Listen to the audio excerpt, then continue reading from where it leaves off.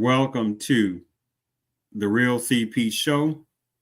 I'm your host, CP. And today's topic, this deadly Hispanic woman murders the building superintendent, more black on black. Excuse me. Oh, you said, wait a minute now. See if you caught that. Not black on black criminality. No. More brown on brown criminality.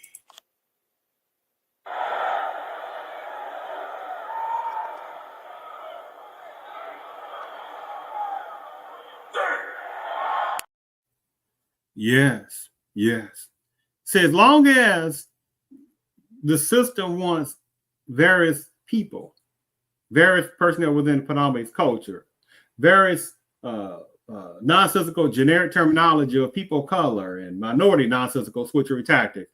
As long as the conversation is on black on black crime, black on black crime, black on black crime, black on black crime, right? That nonsense, one-sided, out of context, little white switchery type of nonsensical game tactic, as long as that's talked about, oh, it is A-OK, right? And it's continuously, this little trope of nonsensical switcher continuously makes multi-millions within American blacks-ism to still not see this game, right? That continues to be played on this. In this particular story, this deadly Hispanic woman murders their building superintendent over basically a gigantic amount of past due rent. Yes. But at the same time, right, they expect, right, multi-millions of American blacks to just be, doing just like this, just kind of being, should we say, mesmerized to really not see what's really right in front, right? You really don't see brown on brown criminality. You really don't see the games that continue to be played, right, in an insulting way, right? You don't really see that. Even ones that have the skin of black, the ones it applies to, they don't really mean you any good either. The one this applies to. But let's go ahead and play this initial video.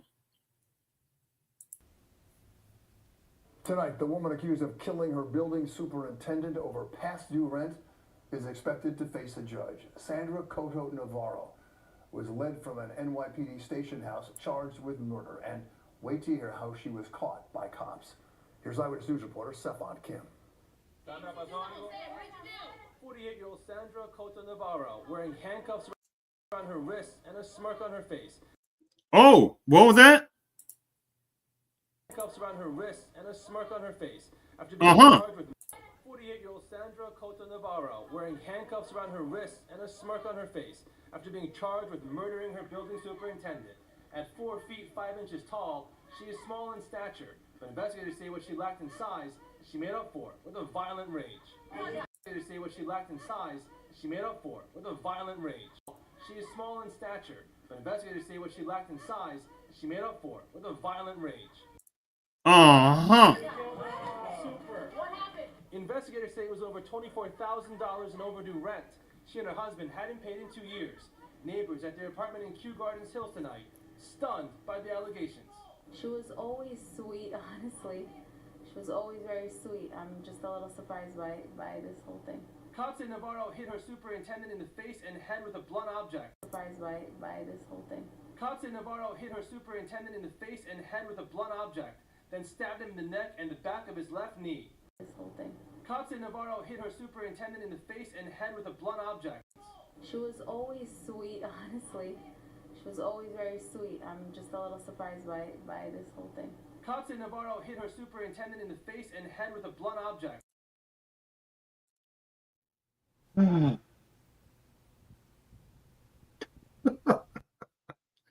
White feminism, which is the next deadliest mental manipulation tactic in society, right? that has ever existed sit back and laugh at this.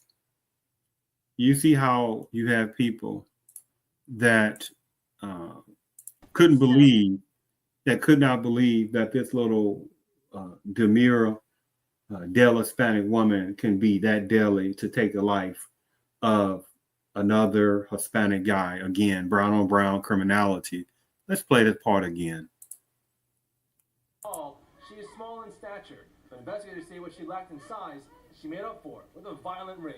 Super. What happened? Investigators say it was over $24,000 in overdue rent.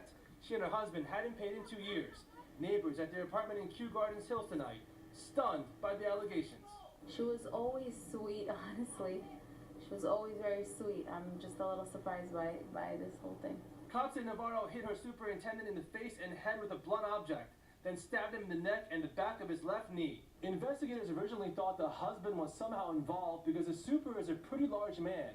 Investigators originally thought the husband was somehow involved because the super is a pretty large man.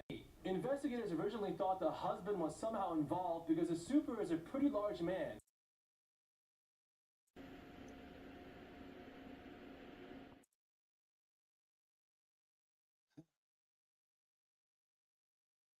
And given how small she is, they didn't think she could have done this by herself.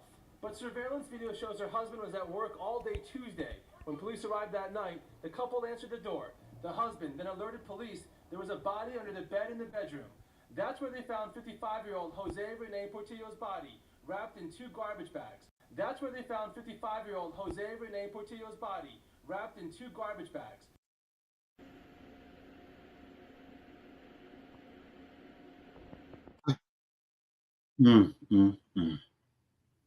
Oh, but let's keep focusing on black on black crime, black on black crime, black on black crime, black on black crime. God, what a silly ass came to this on that part. His employer had sent him to collect the overdue rent. When he didn't hear from him all day, he called cops for a welfare check. Portillo was beloved by residents in the complex. Nice guy, describe him? Like, yeah, always down to talk and have a conversation and help out. He's absolutely very nice guy. He was always helping everyone. He was always on the streets, going and coming back the whole day. You see him over here. Everybody know him. But at the same darn time, right? You see the question of it could not be this little demure, deadly Hispanic woman that sit there has the nerve to sit there and murder the building superintendent, right?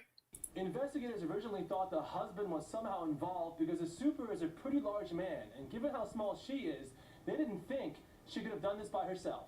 But surveillance video shows her husband was at work all day Tuesday.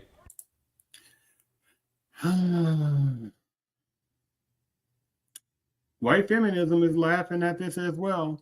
We said, what do you mean by that? This is what they're doing.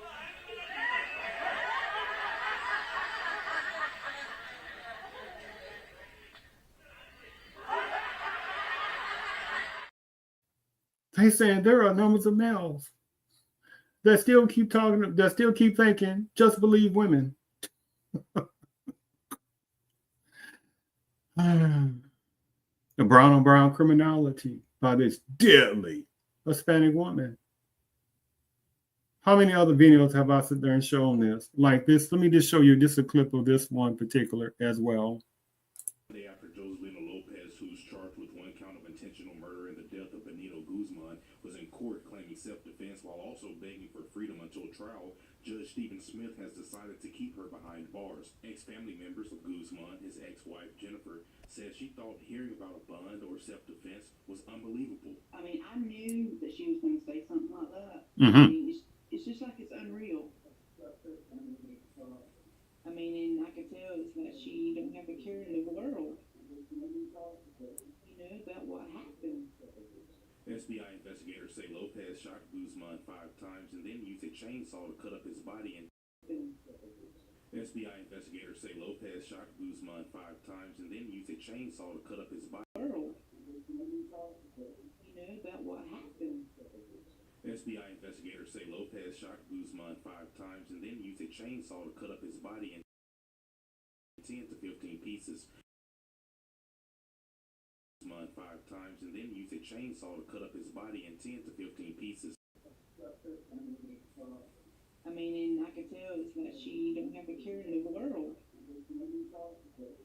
about what happened. FBI investigators say Lopez shot Guzman 5 times and then used a chainsaw to cut up his body in 10 to 15 pieces. How many more males have to sit there and unfortunately have to get that remindment of fatality by some murderous type of woman? How many more males have to learn that type of hard way? How many more before people realize there are deadly women in society in other places? And white feminism is also a deadliness of manipulation, that they can't stand males, any type of strong males, let me phrase this, let alone strong American black males. So I just wanted to show you that particular other video that I did. And so you see already that the guy was saying that he thought that people didn't think that she was capable, this other deadly Hispanic woman was capable of murdering the building superintendent of over a lot of rent. Right? But there was no racist or ethnic hateness going on toward her. Right? Now, if this was a black woman who did that to a black man, oh my goodness, look at the Negro. They are so murderous. Look at them. They don't know how to act. And unfortunately, there is quite a number of millions, with very few exceptions within American blacks, that still don't understand that damn game, right? Still don't understand the game. And yes, there are numbers of American black women that are very divisive toward black males. And there are numbers of black males, with very few exceptions, that keep trying to fight. No, those black women, those bad ones, they really don't mean what they mean toward black males and call them bullet bags. They really don't mean that. God, some sickness, unfortunately, is going on a non-small numbers within American black males' minds, with few exceptions, to not believe numbers of American black women also can be very deadly as well.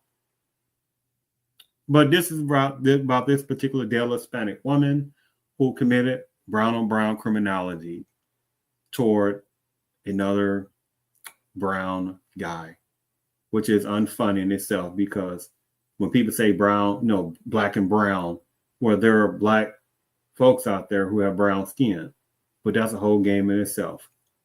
But we're just going to utilize this little generic little game they keep playing as well, like black on black crime. This was a brown on brown criminality by this deadly Hispanic, demure, deadly Hispanic woman. I thank you for tuning in to the Real CP Show.